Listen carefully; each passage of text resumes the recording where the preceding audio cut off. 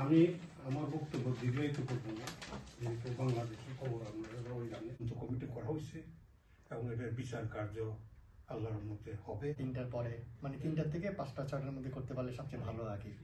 3টা থেকে 5টার মধ্যে করতে পারলে ভালো। কখনো আশা ছাড়ি না, আমি সেই মৃত্যুর আগ মুহূর্ত পর্যন্ত আমার বাংলাদেশ সেনাবাহিনী যে মানুষের যে জীবনের ক্ষতি হচ্ছে সেটা নিরাপত্তা দিবে। সালাম। আমাদের এখন আসলে করণীয়টা কি? কর্মী আমরা একত্রিত হয়ে অবশ্যই নেত্রীর জন্য কাজ করব, দলের জন্য কাজ করব, দেশের জন্য কাজ করব।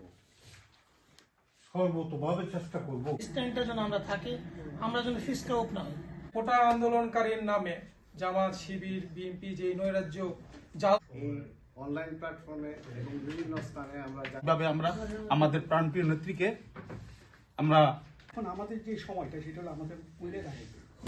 আপনারা হয়তো জানেন না কিছু ভিডিও কলে বইলো ভিডিও ছবি উঠে হিসাবে রাজপথ ছাড়িয়ে জয় বাংলা।